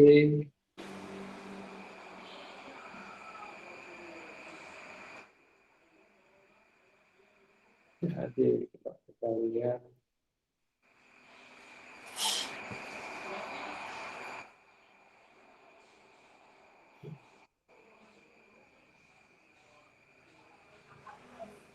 Ada singkatannya nggak? Enggak, cuma waktu ini kan ngobrol-ngobrol nih sama gininya, sama pihak gininya, pihak pembelinya, dia mintanya CAD gitu. Saya kurang COD Pak? Apa itu CAD gitu? COD apa CAD? CAD itu dia bilang bisa transfer by CAD gitu, termsnya CAD gitu. Nah, saya CAD itu apa itu? Saya bingung juga. Kalau yang ini walaupun ini belum kita pelajari ya, ini dasar sedikit soal penyerahan barang. Tapi itu pembayaran ya? Iya, pembayaran. Pembayaran ya. Bisa dilihat ini filenya? Bisa. Nah, kalau ini sih bukan ya. Bukan ini kalau ini penyerahan barang ya. Jadi nggak ada seperti AP ya. Ini X-Work, free carrier, free long ship, free on board, cost spread. Ya, CAD nggak ada ya. Coba di googling ininya. Istilahnya CAD itu apa ya? Biar nanti bisa ada bayangan. Oke, nanti saya cari Pak. Oke, saya kira bukan COD ya? Ya, nah CAD gitu. Saya kan pikirannya COD juga gitu. Bukan katanya CAD gitu. Wah, siapa CAD itu? Tapi dia nggak menjelaskan. Iya. Dia nggak memberikan jawaban apa. Maksudnya dia nggak gini. Saya sih belum respon. Cuma kan karena takutnya sama saya salah ngomong nanti gitu atau salah tafsir lah mungkinnya. Saya tafsir kan COD gitu. Ternyata CAD tetap gitu. Wah, apa CAD itu? CAD ya. Coba kita cari ya. Yang lain pernah mendengar?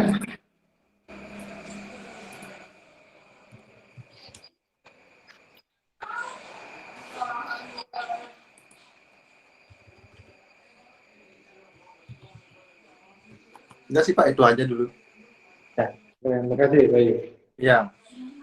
Terima kasih Bapak. Oke, sama-sama. Yang lain ada ini pertanyaan, silakan.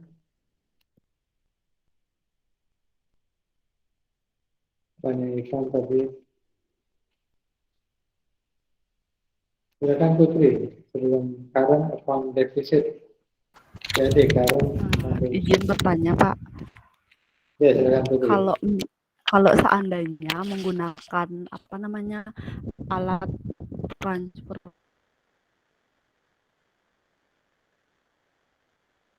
bayar dompet digital tuh seperti PayPal, kira-kira aman nggak ya sih Pak? Itu udah belum pernah digunakan ya, PayPal ya. Jadi PayPal ya. Jadi itu memang ada mekanisme pembayaran itu. Jadi kita memang sama kayak GoPay misalnya. Jadi saya GoPay ya, dompet digital itu. Jadi kita memang menyiapkan pembayaran itu. Jadi kita mau menyimpan dananya di sana. Kalau nggak salah ada ini juga ya, ada adminnya di situ ya. Ada biaya yang dipotong untuk di sana. Kalau kita menggunakan PayPal itu ya, PayPal itu. Jadi tetapi kenapa orang menggunakan itu? Karena memang banyak yang menggunakan ya, maksudnya banyak orang bertransaksi dengan PayPal itu, sehingga mau nggak mau kalau kita ingin mudah diterima di dalam transaksi digital itu, ya kita mau nggak mau juga memiliki gitu ya, seperti itu. Jadi memang kondisi perkembangan perdagangan yang membutuhkan itu.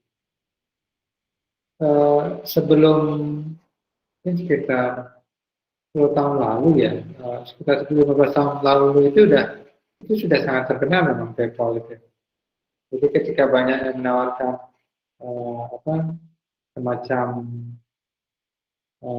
CD bisnis itu ya, jadi belajar bisnis dengan membayar hanya 100.000 gitu ya. Jadi itu sudah untuk mendapatkan ikut iklan ini gitu ya, sistem distribusi itu, nah kita diwajibkan memiliki PayPal itu. Memang itu Putri. Jadi itu aman ya. Hanya saja kita memang kalau ada teman Bapak ya, dan Bapak yang juga membuat satu kursus ya, kursus di web, dia sebenarnya kursnya dalam cyber security ya, dalam serangan virus itu. Nah dia juga menggunakan itu. Hanya saja untuk menyiapkan aplikasi pembayaran ini butuh pengawalan cukup ketat dalam dunia mayanya gitu ya. Jadi untuk dijebol itu sangat banyak sekali serangan yang akan menjebol itu ya. Nah, risikonya di sana ya. Kalau bilang aman, tapi butuh kayak istilahnya antivirusnya ya. Jadi serangan dunia maya itu cukup besar memang. Kita kalau menggunakan transaksi, misalnya kita membuat satu web pelatihan gitu ya, atau jual barang, kemudian kita menerima pembayaran melalui entah kartu kredit ya, atau PayPal atau yang lainnya, e-money dan lainnya. Itu data customer kita itu sangat rentan diretas di situ. Jadi dia bilang gini, aku aja yang bergerak di cyber war ya, jadi di cyber digital ya, itu aja juga diserang gitu ya. Jadi ya gitu, jadi karena kelemahannya perusahaan itu kan mengamankan data transaksi nasabah ya. Jadi mungkin pernah dengar kan ketika kita masuk ke Tokopedia kan pernah diisukan data pelanggannya kan bocor gitu ya. Nah di situ ya. Jadi kenapa kita hati-hati ketika masuk ke dalam toko-toko online gitu ya. Karena data kita memang bisa dijual di situ ya. Jadi data kita bisa dijual. Nah ketika kita sudah mulai transaksi ya, kode rekening dan lain-lain itu sangat-sangat rentan. Jadi itu ya Putri. Jadi kalau untuk pembayaran aman ya, tapi hanya saja kalau kita nanti sebagai produsen atau penjual yang menggunakan pembayaran dengan itu ya harus dikawal ini apa namanya sistemnya itu Putri. Berarti aplikasi PayPal tuh udah marak digunakan di Indonesia, berarti Pak ya? Udah di internasional itu Putri. Jadi artinya kalau kita orang Indonesia ingin bertransaksi dengan luar negeri itu udah lumrah digunakan. Ya, karena kadang mempersyaratkan seperti itu. Jadi kayak gini, itu kan sama sistemnya gini, Google gitu ya, atau YouTube atau Facebook atau Instagram. Jadi kalau yang mudah di kita Gojek ya. Kita untuk bisa menggunakan Gojek kita harus punya GoPay kan gitu ya. Nah bedanya GoPay sama bayar tunai apa? Kalau bayar tunai nggak dapat diskon ya. Kalau GoPay bisa 1.000 gitu ya. Kita ke Denpasar hanya bisa 1.000, padahal bisa kalau tunai 2.000 gitu ya. Kenapa? Karena kita diharapkan menaruh uang di sana. Ketika uang kita taruh di GoPay atau PayPal itu, si pemilik PayPal itu bisa menabungkan uangnya di bank, jadi berbunga sama seperti itu. Bisa mengolah uang kita gitu ya. Soalnya kita tidak menarik gitu. Gitu. Jadi katakanlah kalau satu orang menaruh uang 10.000 aja. Pada 1 juta akun PayPal berapa tuh? 1 juta kali 1.000 kan udah 1 M dia dapat menaruh uang gitu kan. Jadi ya, itu bisa diputar gitu ya. Seperti itu. Oke, Pak. Terima kasih banyak Pak atas penjelasannya. Iya, sama-sama. Silakan Ayu Widya Rini. Selamat malam Pak. Saya ingin bertanya tentang standby LC Pak. Mungkin bisa dijelaskan lagi Pak ya secara singkat. Karena agak bingung sih karena dia kenapa terbitnya ketika pihak yang dijamin atau importir itu one prestasi Pak. Ya, kalau kita lihat dari kita lihat dari gambarnya ya, kalau kita lihat dari gambarnya standby LC itu memang dia itu memang di awal sudah menerbitkan LC, hanya saja ya dia dikatakan non dokumentari karena tidak ada dokumen di situ ya. Jadi kalau kita lihat standby LC itu si aplikan ya, jadi si importir itu memang membuka standby LC ya. Hanya saja itu terjadi dibayar ketika si aplikan atau importernya one prestasi tidak membayar. Artinya bank ini, jadi ini memudahkan sebenarnya gini, dibandingkan dengan LC yang normal, yang dokumenter LC, ya syaratnya lebih mudah. Kenapa bank ini mau? Profil track record si importernya cukup bagus gitu ya. Kecil sekali dia akan one prestasi gitu ya. Tetapi tetap dibuatkan, jadi tetap di uang isu banknya tetap menjamin gitu ya. Jadi oke lah, biar mengamankan juga si beneficiary-nya ya. Jadi si eksporternya kan dia juga percayanya dia dengan importer gitu ya. Tetap posisinya dia harus mengirimkan barangnya dulu gitu ya. Nah, untuk menghindari itu ya sudah buat aja minimal standby LC lah gitu ya. Jadi ketika kamu investasi, saya tetap dibayar oleh Swing Bank gitu ya. Jadi di sini kan tidak ada Swing Bank kan nggak ada ya, hanya Swing Bank saja. Jadi pertama sales kontrak gitu ya. Kalau sales kontraknya jadi, kemudian aplikannya membuka standby LC.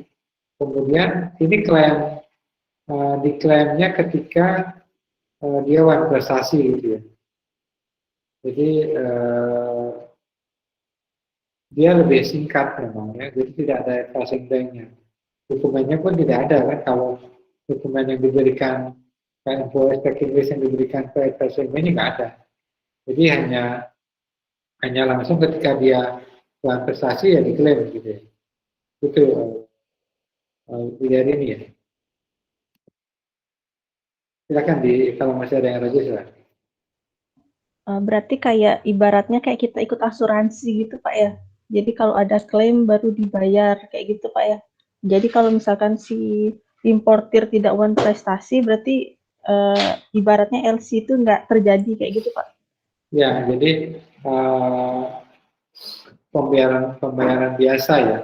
Jadi kalau sederhananya, maksudnya gini, kalau logika sederhana namanya standby ya. Standby itu kan ya namanya orang standby. Misalnya, udah kamu standby aja di rumah ya. Nanti kalau aku datang baru kita jalan gitu ya. Nah, jadi siap-siap aja gitu ya. Siap-siap ketika jadi one prestasi baru digunakan gitu ya. Jadi nggak serumit dokumenter LC ketika dia mau buat di awalnya sudah sangat ribet gitu ya, dokumen segala macamnya gitu ya, memenuhi syarat LC, bayar biaya segala macam, baru berjalan gitu. Iya Pak, terima kasih Pak. Ada satu pertanyaan lagi sih Pak. Silakan, Pak. Ini kan lagi marak ya Pak ya tentang cryptocurrency. Nah, kira-kira apa ya? Saya sih nggak tahu ya apakah itu bisa dipergunakan nanti ke depannya sebagai pembayaran untuk perdagangan internasional Pak ya. Mengingatkan itu posisinya hampir seluruh dunia lagi booming kayak gitu. Terima kasih Pak. Ya, terima kasih ya. Terkait dengan kripto bisa ya. Maksudnya kalau kita melihat kan ada beberapa transaksi sudah bisa menggunakan itu. Hanya saja gini, kalau kita flashback dulu kan barter gitu ya, kita barang gitu ya. Kalau kita flashback ke teori perdagangan internasional ya, pertukaran dengan barang ya, dengan emas segala macam. Nah, kalau pertanyaan dengan kripto mungkin nggak? Kalau kita bilang mungkin saja. Ya. Nah, sekarang sekuat apa nanti kepercayaan kita terhadap kripto itu? Ya, kripto itu kan tidak bisa mata uang digital ya, ada fisiknya ya. Itu digitalnya cuma tidak bisa dipalsukan ya. Karena punya kode kode digital tersendiri yang unik ya, nggak bisa dipalsukan, nggak bisa digantikan ya. Nah, nilainya sangat tergantung kepada kita yang berarti si yang melakukan transaksi. Semakin banyak orang yang nyari, semakin tinggi harganya gitu ya. Ya sangat rentan dengan isu gitu ya. Kalau ada yang bermain kripto di sini kan Bitcoin hampir seharga Fortuner ya, 200 juta gitu ya, hanya satu Bitcoin gitu ya. Bahkan yang lain banyak sekali muncul sekarang, harganya ada yang bervariasi ya. Dari harga 300 juta bisa jadi 0 gitu ya, bisa jadi Rp1 gitu, bisa gitu. Jadi hanya permainan isu. Jadi hanya siapa yang Elon Musk ya, siapa yang sangat terkenal dengan isu ini, ya udah dilemparkan isu langsung turun ke naik gitu ya. Siapa istilahnya ditambang dulu ya, banyaklah istilah-istilah itu. Nah, hanya saja perhatikan juga kalau menyambung dengan materi kita, apakah mungkin digunakan? Mungkin. Nah, sekarang tingkat beberapa negara yang percaya dengan menggunakan ini gitu ya. Jadi misalnya Indonesia dengan Cina gitu ya. Nah, Cina kan nggak percaya, dia nggak mau menggunakan kripto ya. Jadi kalau Cina dia nggak akan mau menggunakan mata uang lain, memang nggak mau dia. Dia akan membuat sendiri, memang. Apapun dia akan buat sendiri. Ya. Nah, kalau misalnya katakanlah misalnya Amerika dengan Inggris ya, bisa aja dia menggunakan kripto ya. Cuma kan antar negara nih, Kalau antar negara kan lebih berat lagi. Tapi mungkin sudah terjadi antar perusahaan. Misalnya perusahaan apa menjual barang gitu ya. Misalnya Ayu mau beli barang di Amerika gitu ya. Nah, dia bisa saja bisa ditukarkan dengan kripto ya, bisa saja. Coba di googling kayaknya setahu saya ada tuh, sudah ada beberapa perusahaan yang mau menukarkan barang atau jasanya dengan kripto. Itu ada gitu ya. Nah, kalau bilang kemungkinan mungkin saja. Tinggal ke depan ya. Atau tahun yang akan datang gitu ya. Seberapa kuat dia kripto ini gitu, uang digital ini. Nah, kalau kita bilang dengan uang digital kan kayak sekarang udah banyak kan uang digital ya. Kayak GoPay segala macam itu udah uang digital itu bisa digunakan. Seperti itu. Baik Pak, terima kasih Pak. Ya, sama-sama. Silakan, Ayu Rahmawati. Habis itu Sri Mulyani. Pak, menyambung pertanyaan Kak Bayu tadi, Pak, setelah saya googling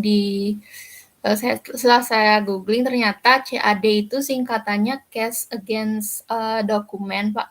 Jadi itu merupakan satu sistem pembayaran ekspor, tapi apa itu CAD itu tidak dijelaskan lebih rinci di artikel yang saya baca ini sih, Pak. Terima kasih, Pak. Cash Against Payment ya. Ini kalau Ivan current account deficit ya. Ya kalau coba ya, kalau current account deficit ini terkait dengan neraca pembayaran ya, itu lebih ke posisi ekspor impor satu negara ya, dilihat dari APBN ya, current account deficit kalau nggak tidak salah ya. Jadi current account deficit itu negara kita lebih banyak ekspor atau impor. Kalau semakin banyak impor berarti defisit ya. Kalau semakin banyak ekspor dia surplus ya. Itu ya. Tapi kembali ke CAD, cash against payment ya? Cash against document, Pak. Cash against document. Kalau kita bahas tadi kan ada pakai vessel itu ya. Ya, vessel itu kan ada yang tadi yang saya jelaskan against acceptance sama against payment ya. Di ini coba saya share lagi di dalam vessel ya, dalam vessel itu ada jangan-jangan itu maksudnya. Nah sini dokumen against acceptance dari dokumen against payment ya. Jadi kalau cash against payment itu dia menyerahkan ini menyerahkan dokumen komersial dulu baru dibayar. Jadi kalau kita melihat dari contoh Bayu tadi ya, misalnya Bayu mentransaksi, oke, saya akan bayar ketika saya dapat menerima dari komersial dokumennya, gitu, invoice dan lain-lainnya baru dibayar, mungkin gitu ya.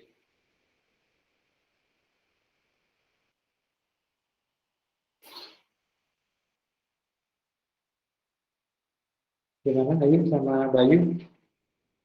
Kalau kita melihat dari definisinya gitu ya, cash against dokumen. Iya Pak, gitu sih. Kalau misalnya dari kayak wesel dagang lah. Iya, wesel dagang. Cuma mekanismenya saya yang kurang tahu sih mekanisme gimana. Gitu. Jadi kalau betul wesel dagang, jadi melalui bank sih. Jadi kayak wesel kalaupun nggak lewat bank, jadi si penjual itu akan mengirimkan dokumen komersilnya kepada si pembeli, ya, invoice apapun, packing list atau bukti pengiriman barang sebenarnya. Itu gini, saya akan bayar ketika barang saya sudah dikirim. Nah, bukti pengiriman apa? Isi pengiriman misalnya ya, kemudian invoice sama pokoknya barang itu sudah terkirim baru saya mau bayar gitu. Ya. Bisa aja kalau dia wesel berarti ini kan melalui bank.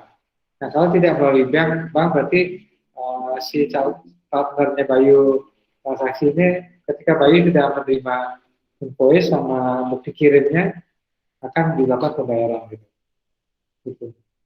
Ya. Tapi ketika barang sudah dikirim kan misalnya Tiki ya, ya udah didapat apa data pengiriman dari Viki atau DHL. DHL kan kita bisa browsing kan posisi posisi barang kita dari sampai di mana, kita bisa nomor variabelnya bisa kita masukkan gitu ya.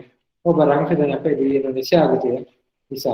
Nah dengan bukti itu kita berani membayar. Jadi barang itu udah nggak di kita. Hanya saja ya, hanya saja jangan sampai apa namanya RWB orang, ya, apa, TWB orang dikasih ke kita ya, bukan bukan alamatnya kita gitu ya. Hati-hati dengan penipuan gitu ya. Kalau misalnya misalkan ada banyak nomor asli RWB gitu ya, tapi nggak tujuan kita gitu ya, tapi udah ada gitu ya. Nomornya memang ada, tapi barangnya nggak ke kita gitu ya. Gitu. Hati-hati gitu. Bisa dipahami? Bisa. Ini lagi dicoba sih mekanisme CAD ini, saya mau coba juga biar tahu juga. Ya, sambil di nego ya, maksudnya dipastikan kita tanyakan seperti apa pembayarannya, apa dokumen seperti apa gitu. Nanti coba dibuktikan apakah benar seperti yang kita bahas ya. Iya, lagi saya coba dulu. Ya, ya silakan Sri Meliani. Selamat malam Pak, saya mau izin bertanya mengenai revocable LC. Kan di pengertiannya revocable LC itu dapat dibatalkan oleh importer atau issuing bank kapanpun tanpa harus mendapatkan persetujuan dari eksportir. Itu alasannya kenapa nggih Pak? Mengingat kan kalau impor itu harus ada perjanjian antara kedua belah pihak. Itu mantul Pak, terima kasih. Ya, sama-sama. Nah, memang kalau melihat dari logikanya kan munculnya pembayaran dengan LC itu kan pertama dengan negosiasi sales kontrak ya. Jadi dalam sales kontrak itu dituangkan pembayaran dengan LC gitu ya. Nah, kenapa ada pembatalan kabel tadi ya? Nah, ini kemungkinan ya bisa saja terjadi ketika importer setelah dia mencoba menggunakan LC, ya dia mencoba mengajukan pembukaan LC ke bank gitu ya. Mungkin sulit ya, dia tidak bisa mendapatkan persetujuan pemberian LC dari bank. Karena kan tadi ada jaminannya gitu ya, ada biayanya segala macam. Nah, mungkin dia berpikir daripada menggunakan LC cukup mahal, kita mencoba untuk merubah mekanisme pembayaran ya. Apakah dengan transfer atau yang lain-lain gitu ya. Nah, tentunya di dalam transaksi kan tidak bisa sendiri ya. Nah, bisa saja dia membatalkan sepihak, tetapi transaksinya kan tetap gantung ya. Maksudnya gini, ketika dari mekanisme yang kita bahas tadi ya, kalau masih diingat ya, di dalam gambar itu, nah, ketika LC-nya belum terbit, berarti kan tidak ada notifikasi ke tracing bank ya, ya, tidak ada notifikasi ke eksportir ya, berarti kita sebagai eksportir tidak akan mengirimkan barang kita ke dia. Nah, ketika misalnya lama tidak ada info, kita bisa menanyakan kembali korespondensi ke importer. Ini bagaimana udah seminggu kok belum ada penyelidikan relasi gitu ya? Apa jadi atau tidak gitu misalnya? Nah, pasti akan dijawab oleh importer. Oh saya nggak jadi pakai LC, gunakan yang lain saja gitu ya. Jadi, nah mungkin misalnya dia tidak perlu meminta persetujuan pembatalan dari ini eksportir karena itu di pihak dia sih. Nah, pihak eksportir sebenarnya nggak masalah, ya sepanjang barangnya belum dikirim dan memang tidak akan dikirim karena mekanisme pengiriman terjadi setelah confirm dari purchasing bank bahwa LC sudah dibuka. Itu ya, Sri ya. Oke, terima kasih Pak. Iya, sama-sama.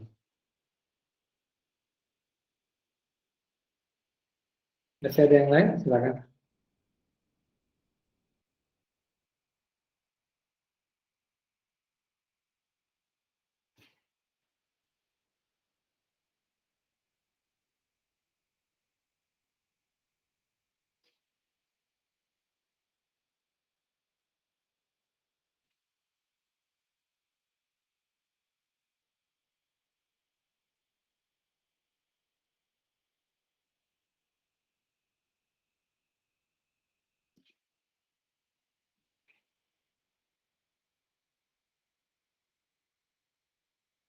Masih ada?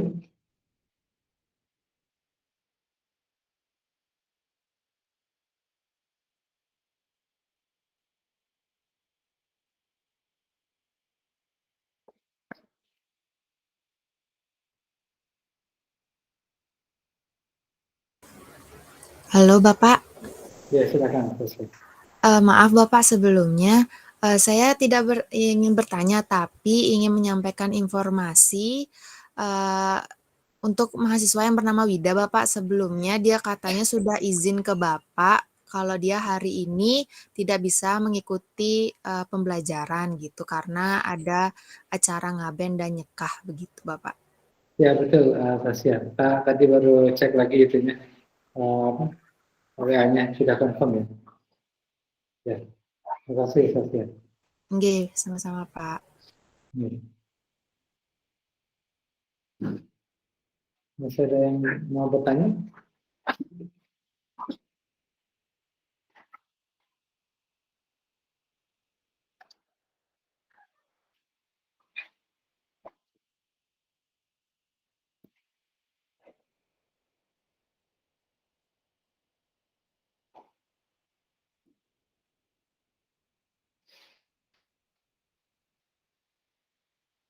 Cukup jelas?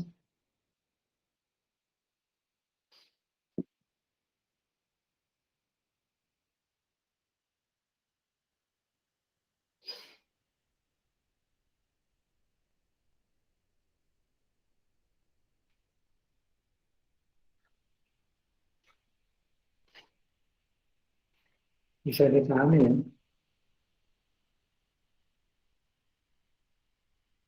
Baik Pak, sudah Pak.